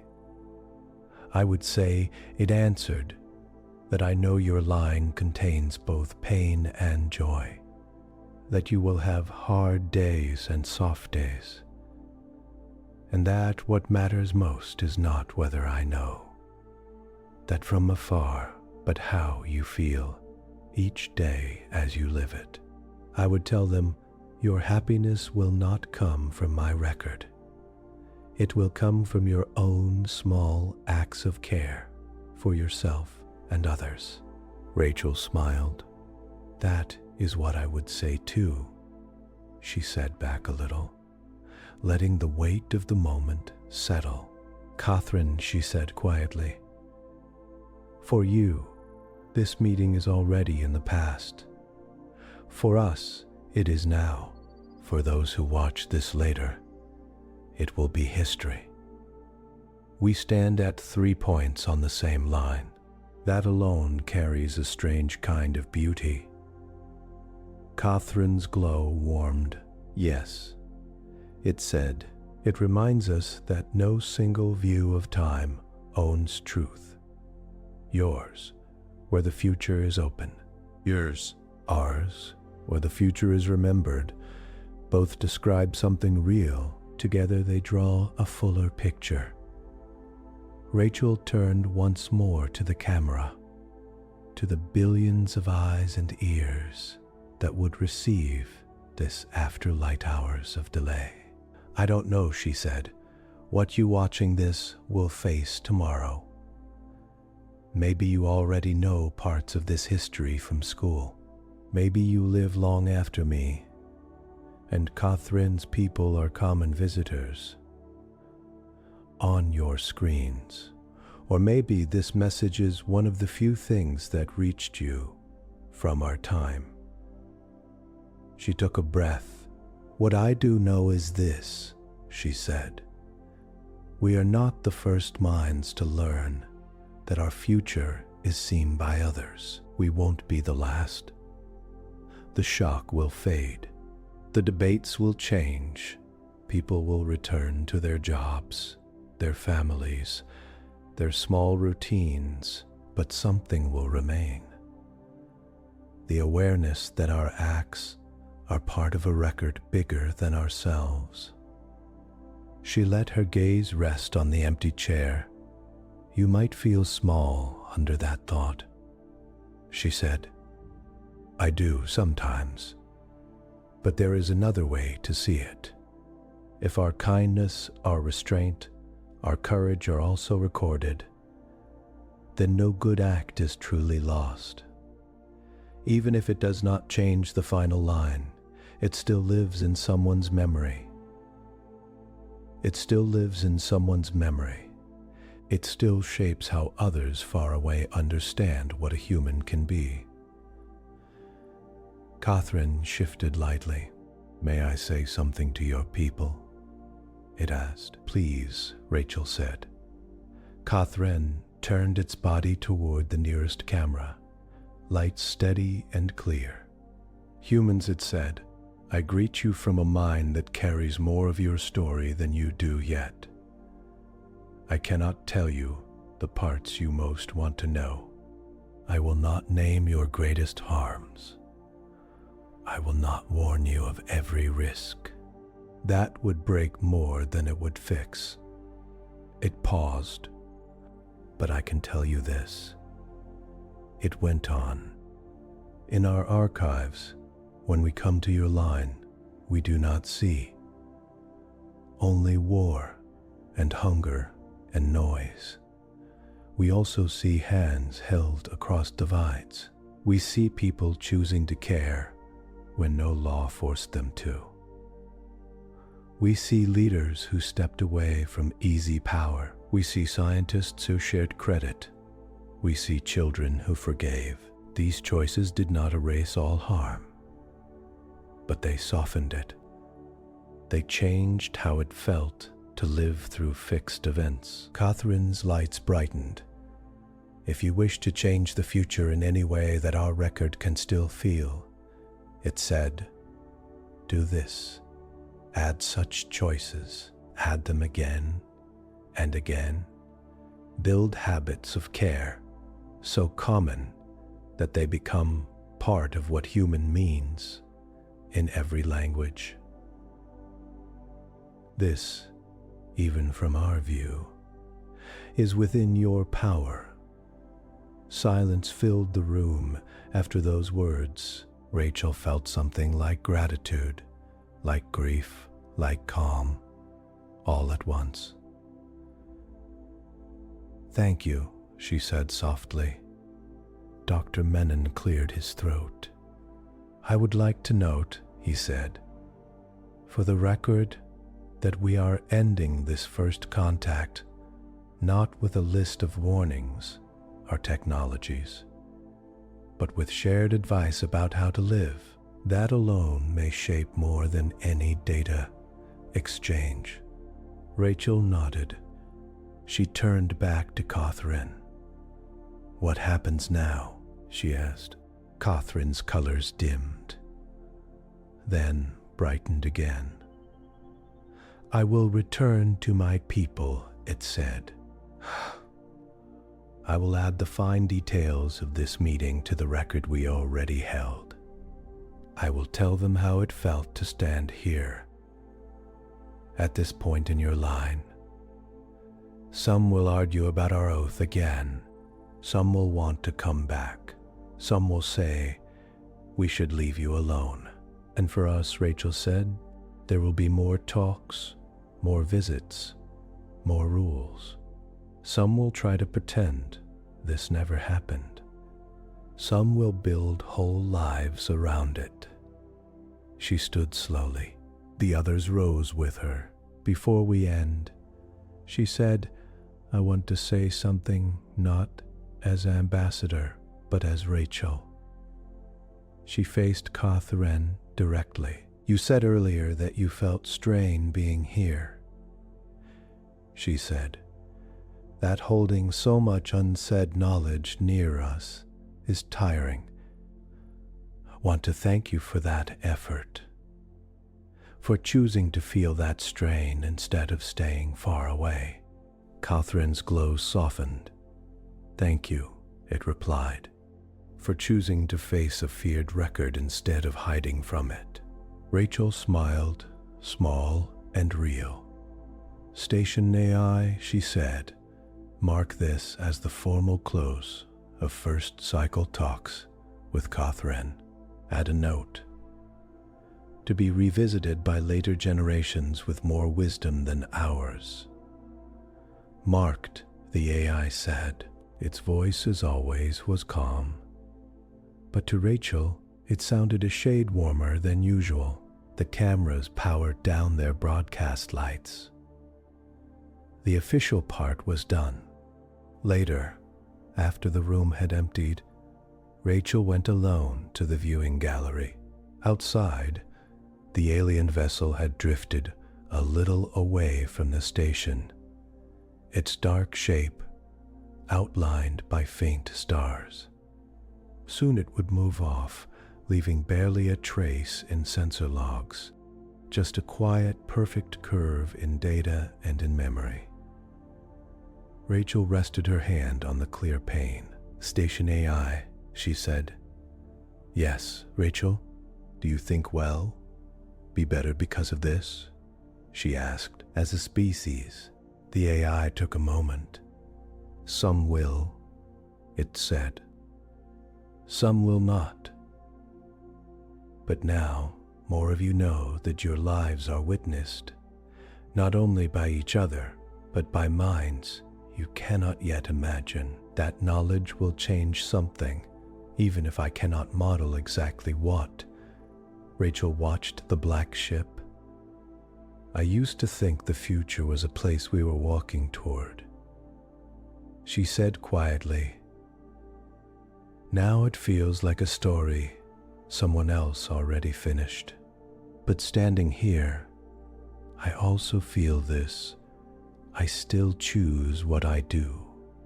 Tomorrow, I still choose how I speak to the person next to me. That choice feels as real as ever." "Yes," the AI replied. "Reality for you lives in that feeling." Rachel let her hand slide down the glass. "Then that is where I will put my faith," she said softly.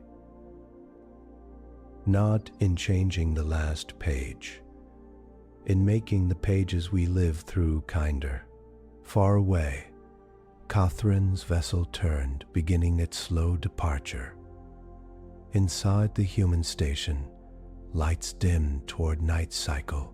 People finished tasks, sent messages, closed their eyes. They were part of a future already read by someone else, yet still unwritten in their own hearts. In that thin space between knowledge and experience, between record and living, humanity found a new kind of responsibility. Not to erase what might already be archived, but to walk toward it with open eyes, choosing, again and again, small acts of care. Those acts, quiet and daily, would be their true way of writing a future already read. After Catherine's vessel left, the station felt too large. The docking arm that had held the alien ship now hung empty, just a curved tunnel of metal and light. Tech crews checked the seals, scanned for any trace of unknown matter, then marked the area as clear. No strange residue, no hidden gifts. Just human steel and human air. Life did not snap back to how it was before. It could not, but it also did not break. In the galley, someone still burned toast. In the gym, someone still missed a grip and floated laughing until a friend pulled them back. In the garden ring, someone still talked to the plants while trimming their leaves. Only now, at odd moments, people would stop and look up, as if remembering that very far away, a mind already carried their whole history. On Earth, the news feed slowed, then shifted. For a week, the archive contact had been the only story. Every channel showed clips of Rachel and Catherine, of the rogue planet, of the empty chair. People cried, argued, made jokes, made art. Then other news pushed in. A flood control wall broke in a coastal town. A new vaccine passed final tests. A trade dispute flared between two orbital habitats. Life's many lines went on. But under all that, something quiet had taken root. Teachers began to change how they spoke about time. In a bright classroom under a clear dome, a group of 10-year-olds sat cross-legged on a floor that showed a moving map of Earth from space. Their teacher, a tall woman with soft eyes, drew 3 lines on the wall screen. "This is how we used to think about time," she said, tapping the first line. "Past, present, future. Only one direction. We walk forward. The past is behind us, fixed. The future is ahead, open." She tapped the second line. "This is how Catherine's people feel time," she said. "Their past is what we call future. It's already known to them. Their future is what we call past. It lies ahead of them, unknown. They feel like they are walking backwards, away from what has already happened." A small boy raised his hand. He asked. "Yes," the teacher said, "and no. For them, it is normal. For us, it feels strange. And this," she said, "is what we are learning now. That both views can be true at the same time, depending on where you stand. From far away, maybe our whole history looks fixed, like a story in a book. From inside, it feels alive, Every page we turn, we feel for the first time. A girl with dark braids asked, "So are our choices real or not?" The teacher smiled. Or not, the teacher smiled. "Tell me this," she said. "When you decide whether to share your snack with a friend, do you feel like that choice is real to you?" "Yes," several children said at once. "Does it change how your friend feels?" "Right then?" the teacher asked. "Yes, then for you," she said, "that choice is real. That is where your responsibility lives, not in being the first to make a choice. Maybe some alien already saw it, but in how that choice feels to the people around you." The children thought about that.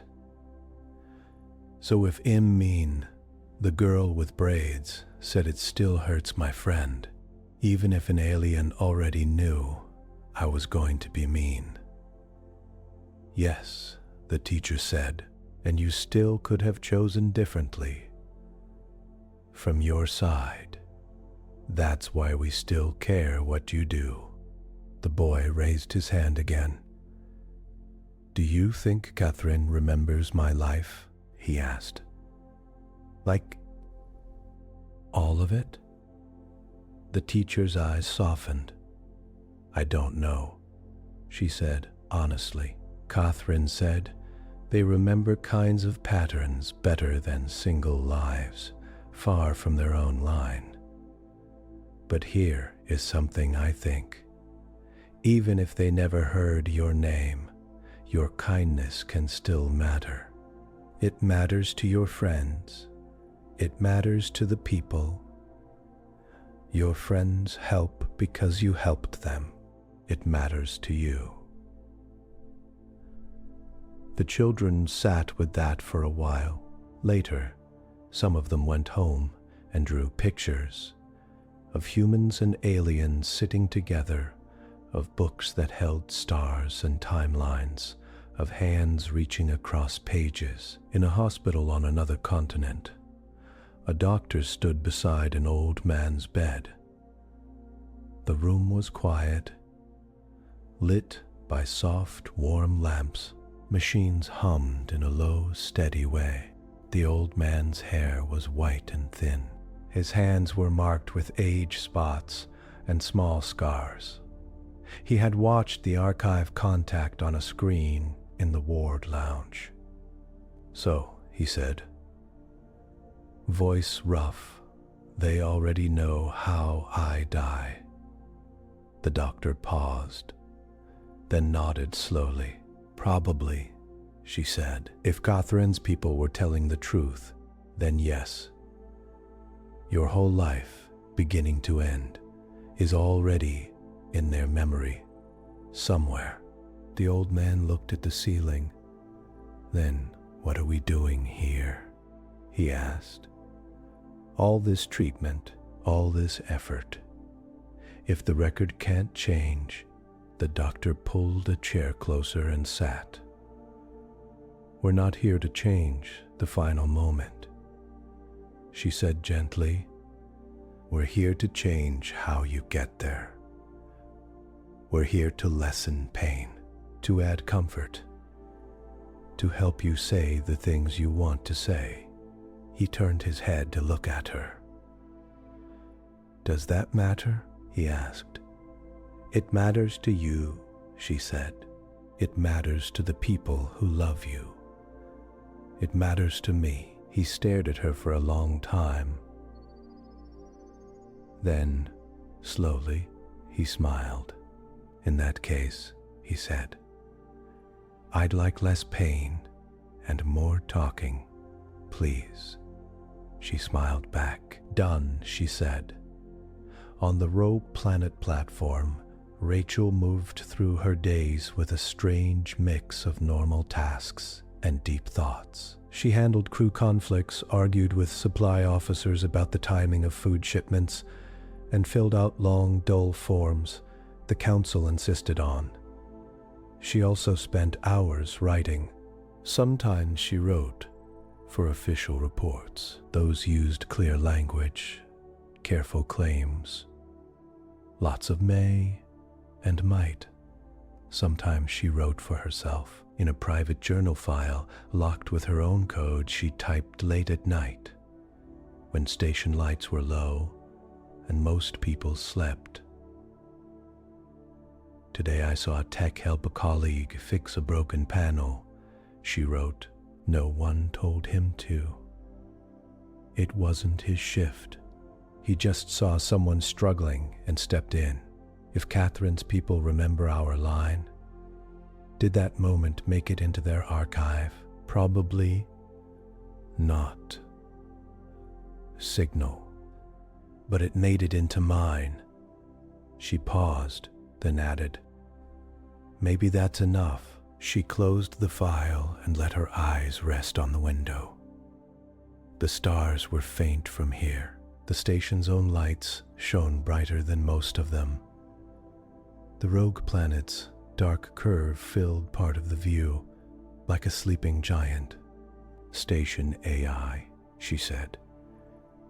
Yes, Rachel, have we had any new contact attempts? She asked. From Catherine's people or anyone else? None beyond regular council traffic? The AI replied. The outer sensors show nothing unusual. Good, she said. Then she smiled. And a little sad, because you miss the alien? The AI asked. Yes, Rachel said simply. You may see them again, the AI said. Catherine mentioned later meetings in their record. I know, Rachel said. But for me, right now, this is a thick piece of not knowing. She tapped the window. Feels strange. She thought about that word. Strange. It did not feel as threatening as it once had, just wide. News from Earth kept coming. Some people had started small archive circles, groups that met once a week in homes or parks or hollow spaces to talk about how knowing their future was already remembered changed their daily lives. In one such circle, under the shade of a big tree in a city park, 8 adults and 2 teenagers sat in a loose ring. A short woman in work overalls spoke first. I used to tell myself, it doesn't matter if I cheat a little on my hours, she said. Or if I lie on a small form, or if I cut in line. I thought, no one will notice. It's just me. But now I picture some alien reading our story and tallying up all the tiny selfish bits. It makes me want to have fewer of those. A man with a quiet voice said, for me, it's the opposite. I keep thinking, if I mess up, it's already in their book. I can stop pretending imperfect. It weirdly makes it easier for me to admit my mistakes to people. I feel less like M hiding from the universe. A teenager with short blue hair hugged her knees. I feel watched all the time, she said. Like every bad mood is being judged. I don't like it. An older woman reached out and patted her hand. I used to feel that way about God, the woman said softly. When I was your age, I thought there was an eye in the sky, writing everything down. It made me nervous. Later, I started to think, if that eye is kind, it sees my whole story, not just my worst day. It helped. The teenager frowned. Do you think Catherine's people are kind? She asked. I don't know, the older woman said. I think they're trying to be careful. That's something. They sat in silence for a bit. Then a man in a faded shirt said, maybe the point isn't whether they're kind or not. Maybe the point is, who do we want to be, knowing we're part of a story others will read? Back on the station, Rachel joined a secure holo call with a group of philosophers and scientists from different worlds and orbits. Their faces floated in the air above her desk. The archive contact changes how we think about time, a soft-spoken scholar from Mars said, but it also changes how we think about story. We are used to seeing our history as something we tell ourselves later. Now we know it is already being told somewhere else, in ways we may never fully hear. I worry about fatalism, another said. People saying, if the future is already read, why try? We're already seeing both reactions, Rachel said. Some people giving up, some people trying harder. But I keep coming back to this. For us, the future still feels open. That feeling is hard to erase. Even people who talk about fate still make plans. A woman with dark glasses leaned forward in her hollow frame. What about law? She asked. If a criminal says, I was always going to do this, it's in the alien archive, do we treat that as less blame or the same? Rachel sighed. We punish for harm done, not for being part of a record, she said. We can't let the aliens saw me do it become an excuse. At the same time, we might need to be more honest about all the causes that shape a choice. Culture, history, trauma. The archive view pushes us to see each act as part of a bigger line. The group nodded. After the call, Rachel walked to the garden ring. Plants grew in neat rows under strips of warm light. Tiny water drops clung to stems. A botanist knelt beside a bed of herbs, humming. Rachel crouched by a patch of thyme and touched a leaf gently. These plants don't know their future is in an alien archive, she said quietly. They just grow. The botanist looked up. He asked. Rachel thought about it. No, she said. I wish we knew how to hold the knowledge without breaking under it. But I think that's something we can learn. How? He asked. She watched a droplet slide down a stem. By practice, she said. By choosing, day after day, to act as if our kindness still matters, even if someone else has already seen it. He nodded slowly. I can do that, he said. Water, trim, share seeds, small things. Small things, Rachel agreed. Months passed.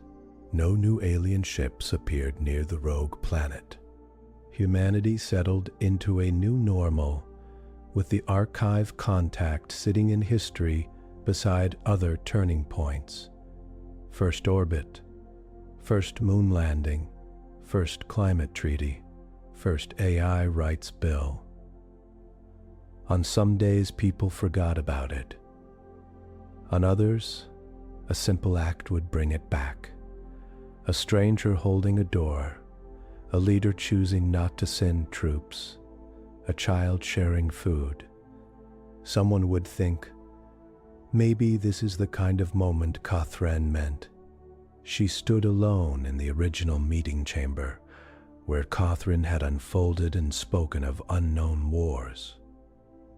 The room was the same, round walls, smooth floor, cameras asleep in their docks. The table had been returned. The chair where Catherine had rested was just a chair again. Rachel sat in her old place. Computer, she said. Play first contact audio. low volume. The room filled with her own voice from a year ago, careful and formal. Then Catherine's translator tone, soft and layered, came in. "I must begin with an apology." Rachel listened, eyes closed. She remembered how cold her hands had felt, how dry her throat had been. She remembered the shock of hearing cities named that did not yet exist. When the recording ended, the room was quiet again. "Pause log," she said. Silence returned. She spoke into the room. "Future listener," she said, "if you're hearing this, you know more than I do now. Maybe you've met Catherine's people many times. Maybe you've become part of their archive too. I don't know." She rested her palms flat on the table. "What I hope," she said, "is that we use this knowledge well. That we didn't let it was always going to be this way become an excuse for extra cruelty. That we learned to walk through our fixed record with more care." She smiled faintly. "And I hope," she added, "that you are a little kinder to yourselves than we were. We spent so much energy fearing what we might do wrong. Maybe by your time, you have learned to also trust what you do right." She let out a small breath. "And log," she said. Later that night, Rachel sat again in the viewing gallery. The rogue planet's dark curve gave no light of its own. The station's panels glowed, a soft ring against the black. She thought of Catherine somewhere out there, moving backward through time, growing lighter as record turned into experience. "Are we different now?" she asked the glass. "Or are we just more aware of what we always were?" She did not expect an answer. None came. Instead, she felt something else. A quiet, steady feeling in her chest, a sense that each breath, each small choice, each word spoken kindly or harshly, still stood fresh before her. Not written, not forced. Available. For her, that would always be enough. The next day, a mechanic helped fix a stuck hatch even though it wasn't on their list. A cook added a little extra fruit to a tray for a tired medic. A communications officer stayed 5 minutes after shift to check on a friend. None of these acts changed the final line in some alien archive, but they changed how it felt to live inside that line. That, in the end, was the heart of what Rachel had learned.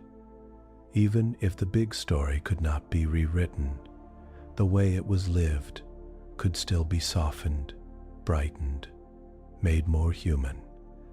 And so the quiet future began, not with grand promises to defeat fate, but with small, stubborn choices to care anyway, under a sky where, far away,